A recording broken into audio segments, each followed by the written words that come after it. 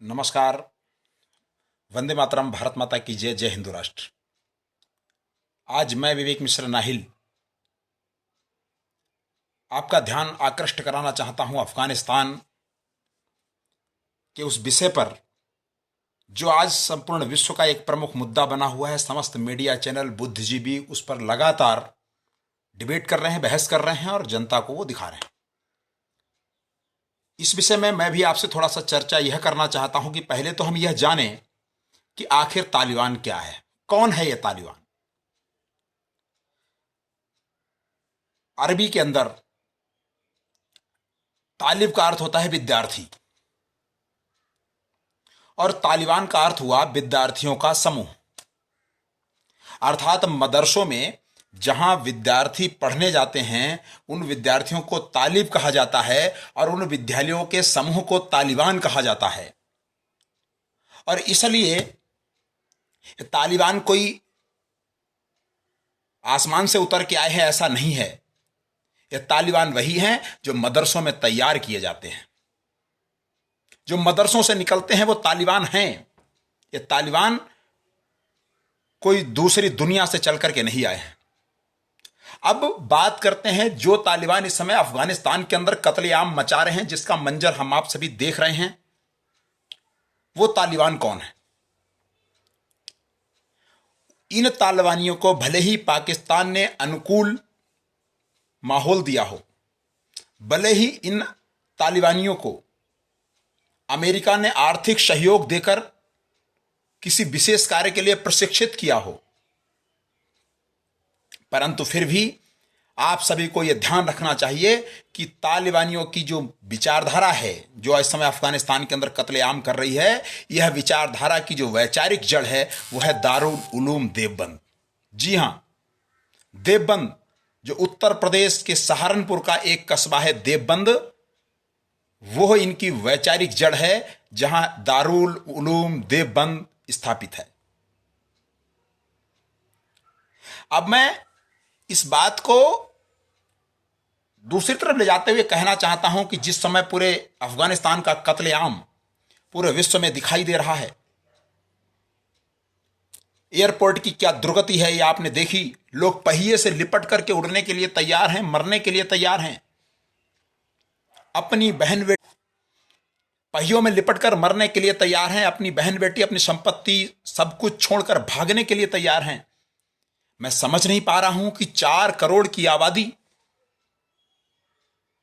4 करोड़ की आबादी वाला अफगानिस्तान एक 70,000 तालिबानियों के सामने कैसे समर्पण कर देता है।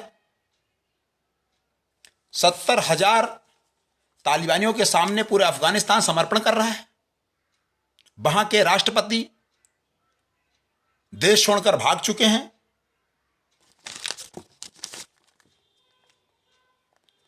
और ऐसे में जब तालिबानी भाग रहे हैं, अफगानिस्तानी भाग रहे हैं तालिबानियों के सामने अपना देश छोड़कर, तो वहां एकमात्र आखिरी हिंदू पुजारी, जो वहां अफगानिस्तान के गजनी के एक मंदिर का पुजारी है, राजा राम, आखिरी हिंदू पुजारी है वहां का, उसने स्पष्ट घोषणा कर दी है कि मैं अपने मंदिर को छोड़कर नहीं जाऊंगा। अब कल्पना कीजिए, जब मुसलमान उस देश से भाग रहे हैं तो वहां का एकमात्र अकेला हिंदू पुजारी यह कह रहा है कि मैं देश को छोड़कर नहीं जाऊंगा, यहीं जीऊंगा, यहीं मरूंगा। और वो राजा राम अभी भी गजनी के उस मंदिर के अंदर पूजा अर्चना कर रहा है। और मुसलमान वहां से भाग रहे हैं। 4 करोड़ मुसलमान भाग रहे हैं 70,000 तालिबानियों के सामने। आखिर इसमें कहीं कोई षड्यंत्र तो नहीं है? यह भी एक विचार करने का विषय है।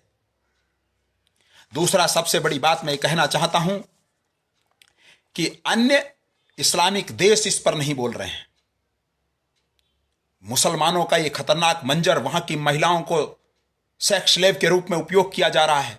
वहां के बच्चों को मारकर महिलाओं को तालिबानी अपने कब्जे में ले रहे हैं। एयरपोर्ट पर भागती हुई भीड़ में आपको महिलाएं नहीं दिख रही हैं, केवल पुरुष दिख रहे हैं। और उसके बावजूद आखिरी हिंदू वहां टिका हुआ है। एक भी इस्लामिक देश इस विषय पर बोलने को तैयार नहीं है। भारत के अंदर छोटी छोटी बातों पर भड़वा विलाप करने वाले बुद्धिजीवी शांतिप्रिय लोग, इस्लामिक संगठनों के नेता बोलने को तैयार नहीं हैं, अन्य देश उनको शरण देने को तैयार नहीं है। ऐसे समय में हमारी भारतीय जनता पार्टी नरेंद्र भाई मोदी की सरकार ई वीजा जारी करके उन अफगानियों को भारत के अंदर शरण देने की बात कर रही है। मैं समझ नहीं पा रहा हूं ये क्या हो रहा है। अभी तो रोहिंग्याओं की समस्या ही हमारे लिए नासूर बनी हुई है। आखिर हम एक नए सांपों को, आखिर नए अफगानी सांपों को भारत माता की आस्तीन में पालने का कार्य क्यों करने जा रहे हैं। हमारी भारत सरकार ई वीजा जारी करके अफगानियों को भारत में शरण देने की घोषणा कर चुकी है। क्या हम भारत के अंदर कुछ नए सांपों को आमंत्रित करने जा रहे हैं? इसके अतिरिक्त मैं एक विषय पर और बात करना चाहता हूं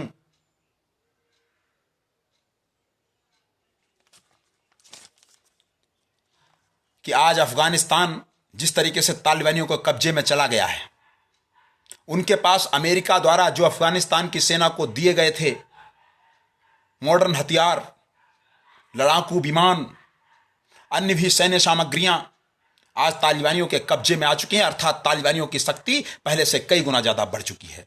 अंतर्राष्ट्रीय स्तर पर तालिबान के खिलाफ कोई भी कड़ी कार्रवाई करते हुए दिख नहीं रहा है। तालिबान को कुचलने का प्रयास करते हुए कोई दिख नहीं रहा है। जिस प्रकार से तालिबान की शक्ति बढ़ती जा रही है वो संपूर्ण विश्व के लिए खतरा बनने वाली है।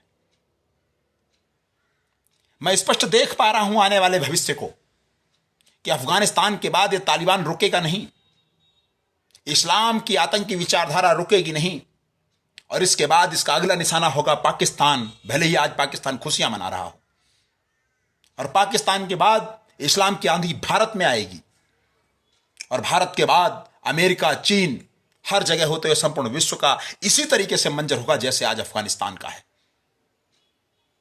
इसलिए मैं भारत सरकार से निवेदन करता हूं कि रोहिंग्याओं की तरह अफगानी सांपों को भारत माता की आस्तीन में पालिए मत। अगर देना ही चाहते हो तो उनको वही मदद दीजिए। उनसे पूछिए, जब एक आखिरी हिंदू गजनी के मंदिर में वहां अभी भी रुका हुआ है, तो तुम 4 करोड़ होकर के 70,000 अफगानियों के सामने कैसे भाग रहे हो? आपको सैन्य मदद चाहिए तो मदद देंगे। अफगानिस्तान भारत का हिस्सा रहा है, कांधार माता गांधारी का मायका रहा है, अखंड भारत का हिस्सा है। आप वहीं रहिए, वहीं रहकर संघर्ष कीजिए। मैं सैन्य मदद देता हूं, और अखंड भारत को बनाने का एक यही उचित मौका भी है। आप उल्टा उनको पाल रहे। उनसे कहिए कि जब आखिरी हिंदू वहां रुक सकता है तो आप कैसे भाग रहे हो? आप वहीं रहिए, मैं सैन्य मदद देता हूं। और संपूर्ण विश्व को भी यह चाहिए कि इस समय तालिबान को कुचल दे, नहीं तो तालिबान और कहीं आतंक मचाएगा ही मचाएगा, लेकिन इस भारत को भी इसलिए नहीं छोड़ेगा कि उनकी वैचारिक जड़ें दारुल उलूम देवबंद, सहारनपुर, उत्तर प्रदेश भारत में हैं। इस बात का ध्यान रखना चाहिए। मैं इतना ही कहकर के अपनी बात को विराम देता हूं। वंदे मातरम।